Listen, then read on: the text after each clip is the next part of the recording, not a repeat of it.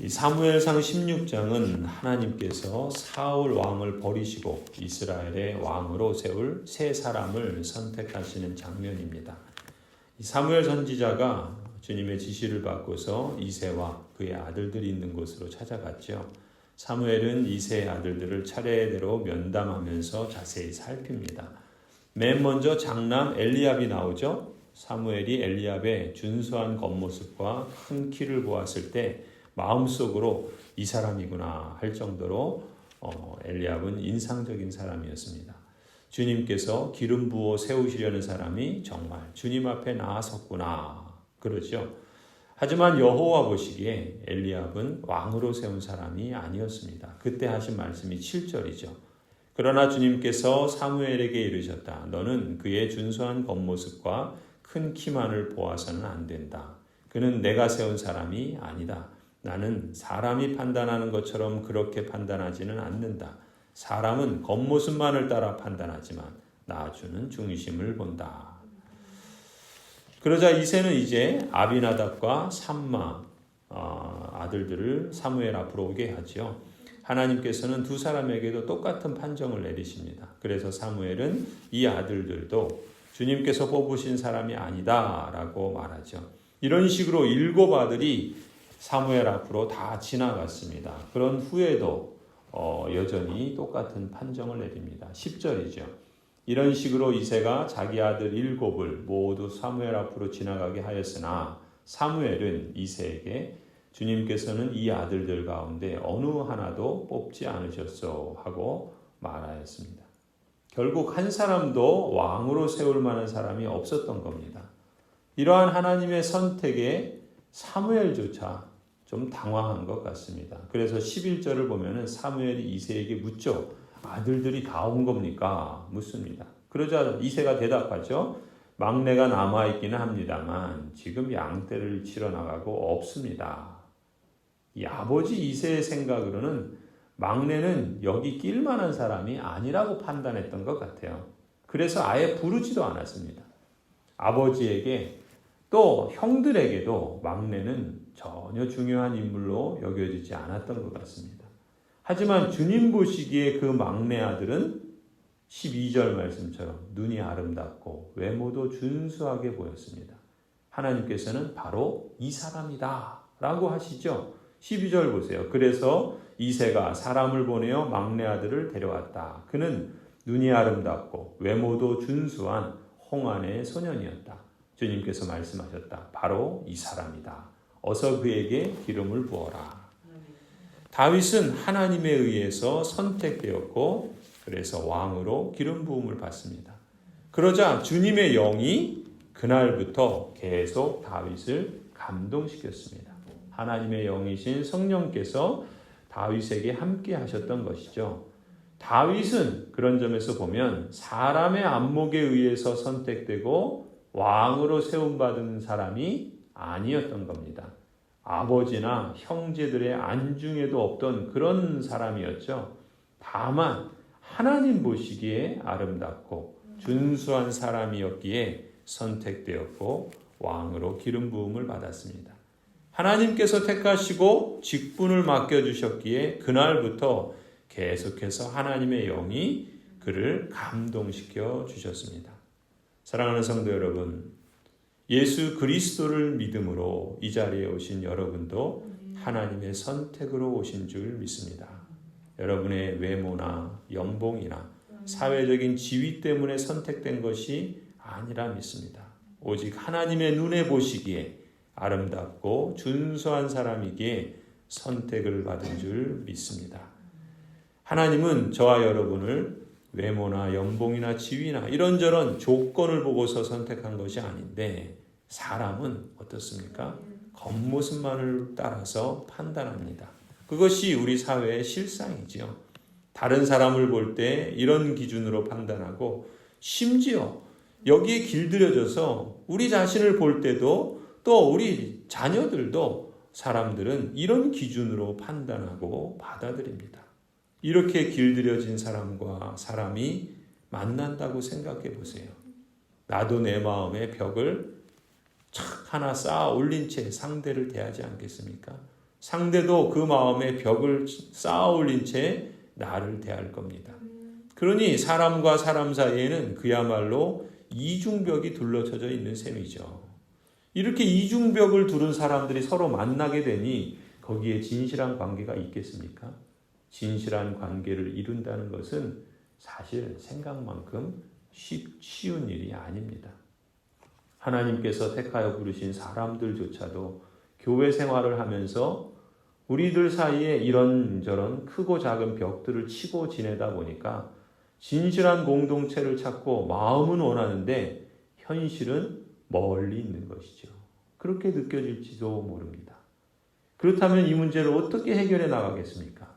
첫 번째는 오늘 말씀을 보면 우리 자신이 이중벽을 치고 있는 사람들이다라는 사실을 인정하는 게 필요합니다. 사람은 겉모습만을 따라 판단하지만 이 말씀이 그대로 우리 자신에게 있는 겁니다. 나에게 이중벽이 있다는 걸 인정해야 합니다. 실수란 뭡니까? 실수란 잘못을 저지르고도 이를 바로잡지 않으면 그것을 실수라고 부릅니다. 실수를 인정하는 것에서부터 교훈을 얻을 때 그것은 더 이상 실수에 그치지 않을 겁니다. 우리 자신에게 보이지 않는 이중벽이 있다는 사실을 인정할 때 우리는 서로에 대해서 좀 더 배려하는 마음을 갖게 될 겁니다. 그리스도의 공동체다운 좀 더 성숙한 관계의 문을 열어가게 되리라 기대합니다. 두 번째로 이 문제를 해결하기 위해서는 하나님의 시각을 인정하는 것이 절실합니다. 하나님은 나 주는 중심을 본다 이렇게 말씀하시잖아요. 달리 말하면 이런 거죠. 하나님께서 나를 보시는 눈으로 나를 보고 하나님께서 나를 그렇게 보듯이 나도 다른 사람을 하나님의 시각으로 보는 법을 받아들여야 합니다. 그렇다면 하나님께서 우리 각 사람을 어떤 존재로 보시는가? 에베소 2장을 보면은 이렇게 말씀합니다. 우리는 하나님의 작품입니다. 선한 일을 하게 하시려고 하나님께서 그리스도 예수 안에서 우리를 만드셨습니다. 하나님께서 이렇게 미리 준비하신 것은 우리가 선한 일을 하며 살아가게 하시려는 것입니다. 하나님 보시기에 우리는 하나님의 작품이다. 그냥 작품이 아니라 걸작품이다. 포이에마라 이렇게 말하죠. 걸작품이라는 뜻입니다. 여러분 그리스도 밖에 있으면 본질상 진노의 자녀예요. 부패하고 썩어지고 그 속에서 나오는 것은 온갖 우상을 만드는 공장과 같은 그런 존재입니다. 그런데 하나님께서는 그리스도 안에서 우리를 하나님의 작품이라 보신다는 것이죠. 애플 컴퓨터를 만든 스티브 잡스라는 사람이 있죠. 그 사람은 컴퓨터를 만들면서도 그걸 기계라고 생각하지 않았답니다. 자신이 하나의 예술품을 만든다고 생각했답니다. 제품을 디자인할 때도 그저 평범한 전자제품이 아니라 예술작품으로 승화시켜서 제품이 아니라 작품이 되도록 했다는 것 아닙니까? 하나님께서 그리스도 안에 있는 여러분을 바로 그러한 작품으로 새롭게 창조하신 거죠. 우리는 그런 점에서 그리스도 안에서 하나님의 작품 포이에마인 줄로 믿습니다. 더 이상 우리 스스로를 불량품이라고 생각할 필요가 없지요. 흙수저라고 7등급이라고 연봉 얼마짜리라고 주눅들 필요도 없습니다. 우리는 하나님의 작품이라는 자부심을 가져야 할 것입니다. 그리스도 안에 있는 우리 자신을 그렇게 보고 또 그렇게 받아들이면서 또 그리스도 안에서 옆에 있는 분들도 그런 존재로 보고 인정할 수 있어야 합니다. 이것이 우리 사이에 이중벽을 허는 방법이고 진실한 공동체는 그렇게 세워져 가리라 믿습니다. 물론 우리 각 사람이 하나님의 작품으로 부름받았지만 인정받았지만 아직 완성된 것은 아니죠. 그리스도께서 재림하실 때 완성에 도달하게 될 것입니다.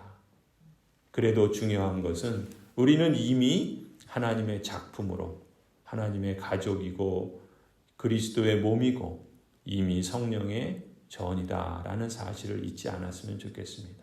그렇기 때문에 이제 우리는 그리스도의 다스림 아래에서 함께 살아가는 법을 주님의 말씀을 통해서 배우고 누려야 할 것입니다. 하나님 나라에 속한 사람으로서 그 복된 생명의 나라를 증거하는 사명과 특권을 적극적으로 실천하고 능동적으로 참여함으로써 실감할 수 있기를 간절히 축원합니다. 기도하시겠습니다.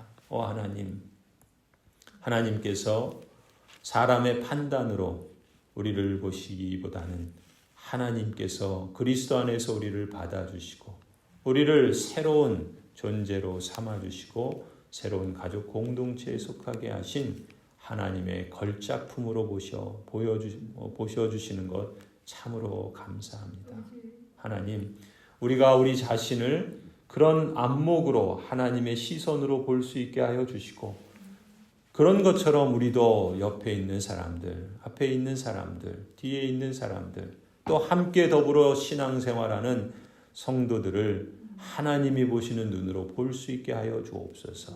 뒤에 있는 것은 잊어버리고 앞에 있는 표대를 향하여 하나님께서 기뻐하시는 그 선을 향하여 하나님께서 지으신 새 사람답게 하나님의 뜻을 이루어가게 하여 주시옵소서. 그래서 진실한 공동체, 하나님께서 택하여 부르신 거룩하고 영광스러운 하나님 나라에 속한 교회 공동체가 되게 하여 주시고 이 땅에서 살아가는 남은 여생이 주님 보시기에도 아름답고 가장 빛나고 영광스러운 인생의 걸음을 걷게 하여 주시옵소서. 우리 교회가 그러한 하나님 나라를 증거하는 교회가 되게 하여 주시고 그렇게 모두가 완성되어져 가는 하나님의 걸작품으로 예수 그리스도의 날에 이룰 수 있도록 성령 하나님 우리를 충만하게 하여 주시고 우리에게 역사하여 주시옵소서. 이제는 우리 주 예수 그리스도의 은혜와 하나님 아버지의 그 사랑과 성령 하나님의 그 함께 하셔서 충만하게 하여 주시니 주님께서 택하여 부르신 모든 언약 백성들, 가정들, 자녀들, 생업 위에 고향제일교회 위에 이제로부터 영원토록 함께 있을지어다. 아멘.